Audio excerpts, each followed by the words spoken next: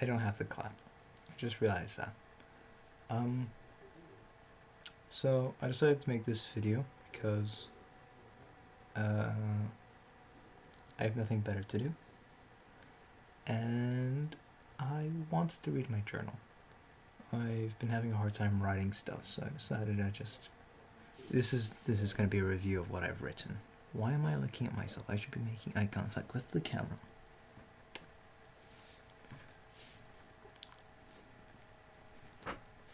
He's gonna get a quick gunshot.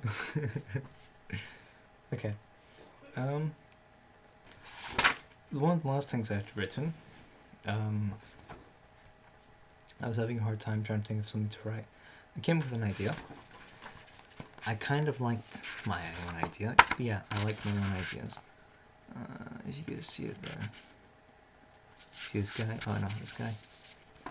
The idea was of a story about aliens. But these aliens, the concept was that they live in... No, okay, so the alien itself is somewhat of an impermeable? A sort of space within space that cannot be interacted with. It is of unmaterial. It's not of this world, and not of this world. It doesn't exist under the same rules. So when passing through it, everything that exists within it ceases to exist in the same way it exists outside of it. So more or less is this space of void. However, it doesn't prevent, it kind of transports what is on one side and brings it to the other immediately. Kind of like when you play those snake games on your phone, and the snake goes to one side of your phone and comes out the other. Basically that. It's that equivalent. However, if this void was within a sphere. So I drew this character. Okay, I'm gonna have to get used to this backwards thing. So he's here, comes down, gets closer to the sphere, this general area, and then he enters it, and he immediately pops out the other end. Due to you having a body which takes up space, it would slowly get consumed, or slowly come out one end, like submerging from water. But yeah, that was one of them. What else have I written?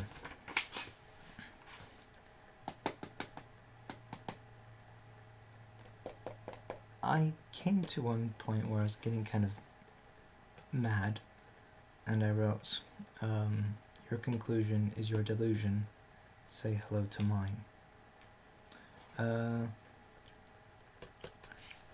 I know it's poetic, but the reasoning by the basis of that is I don't know if I have a reductionist. I tend to have a reductionist perspective of knowledge. I tend to have a reductionist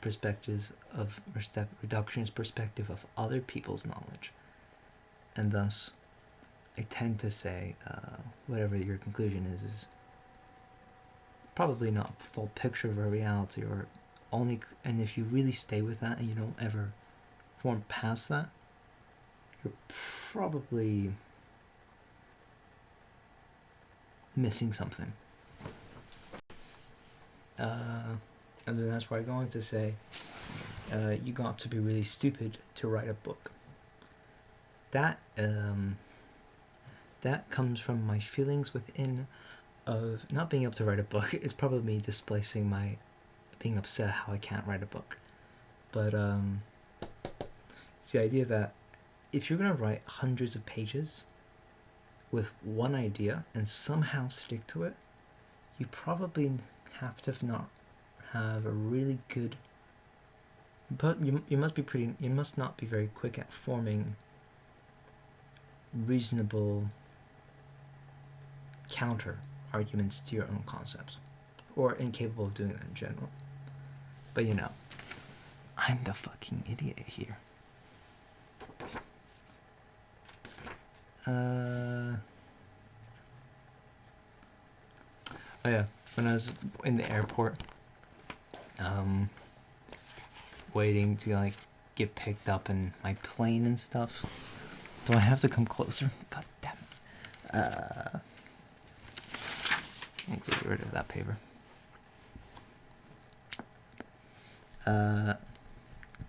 What was this? I'm going to start with the statement. I'm going to start with the statement. Is life worth living? Question mark.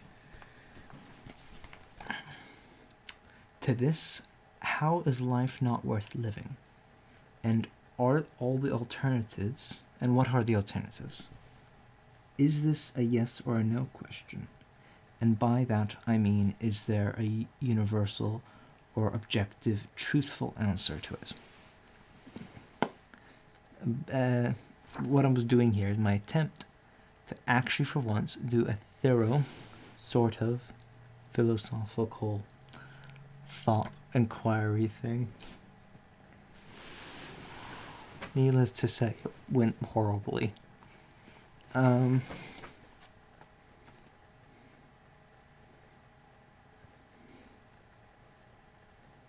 What else? Got this horrible drawing of mine. Yeah. Bless. Actually, I was pretty proud of this one. You see that guy? Goodness, I'm bipedal. No? This is my show and tell.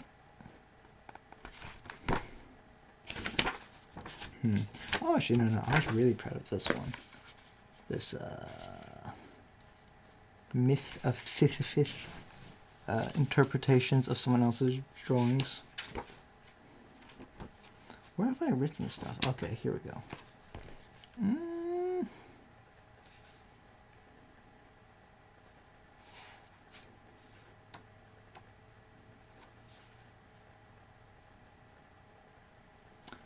The seagull came back to me. What drove such a thing to live? Ah, yes. This is an excerpt of a plant. I've been trying to write a book, and I've had a concept for one of the books. But I keep on going back and forth with it. So I try to begin.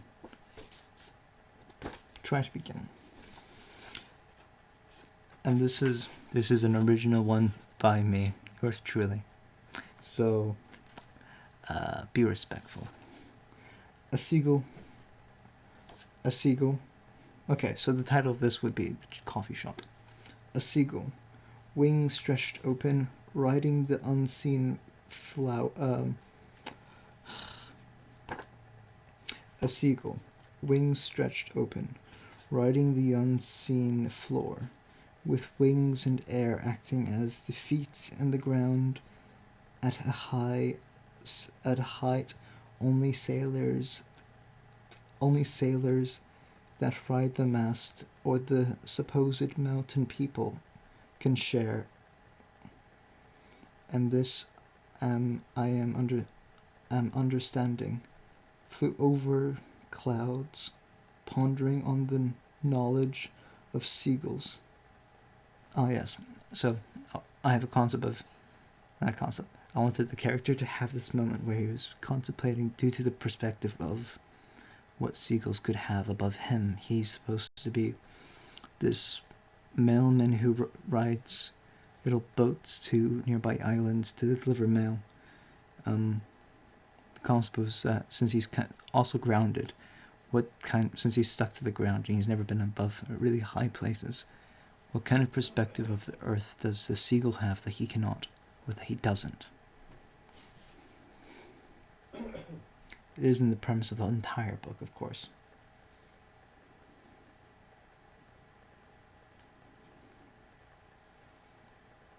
Pondering on the knowledge of seagulls, Sam led me and him to be seated at a coffee shop, where only outside tables were left to be. Have you ever known anyone to kill themselves? I asked Sam.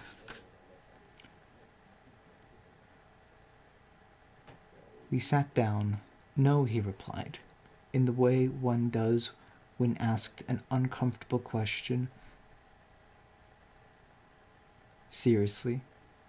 And I think you mean to say, do you know anyone who has killed themselves? I interrupted and explained on his part. You suggest this because the former suggests, due to its common intended use, that one after the action would be the wiser, or that one to share the tale.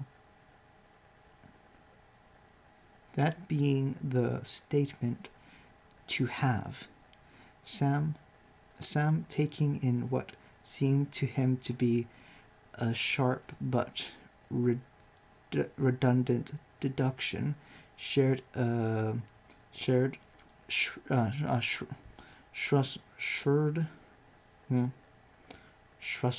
out, I guess. I only stress this point because I have thought them to be different, and I ask for all the reasons one can find for talking to others. Have you ever known anyone to have killed themselves? So when I was writing this, I don't know why, but I kind of got to this conclusion that there's a difference in the statements, have you known someone to have killed themselves, opposed to, do you know anyone who has killed themselves? Now I don't see the difference, but momentary wisdom from me. The seagull came back to me. What drove such a thing to live? I heard some say of the drive to life that God had instilled in all living things, but the drive of hunger only came to my mind. Is not all other drives the outcome of other stimulation that is preferable during a time of excess and expendable energy? Or is to the perhaps more fundamental functions or the living drive that is not called upon a lot? Example of the latter being a drive to breathe. One almost always expresses hunger during a point in every day, but doesn't find the desire really as often drowning in the ocean. Of course, one is suited of doing or not being hungry. Well, I guess I was trying to say something, but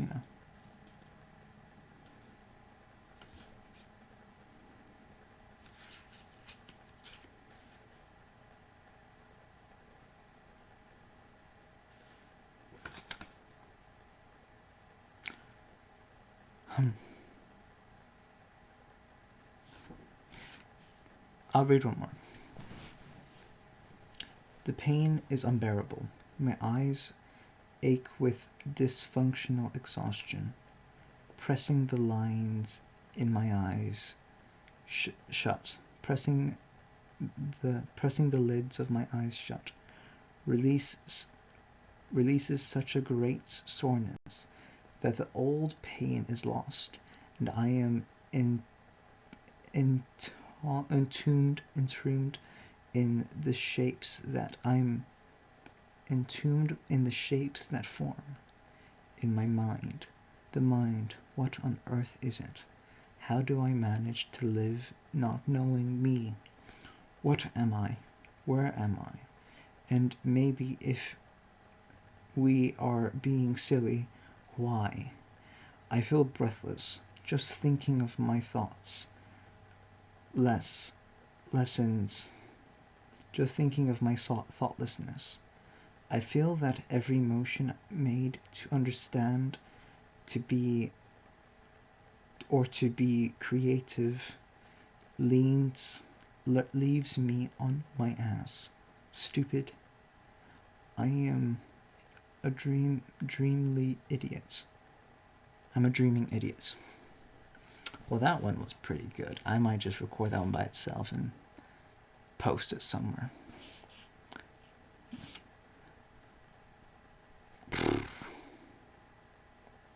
Love you. Take care, man. Or woman.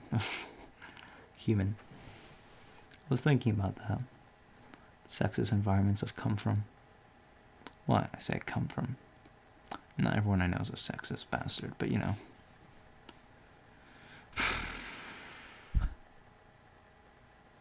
See ya.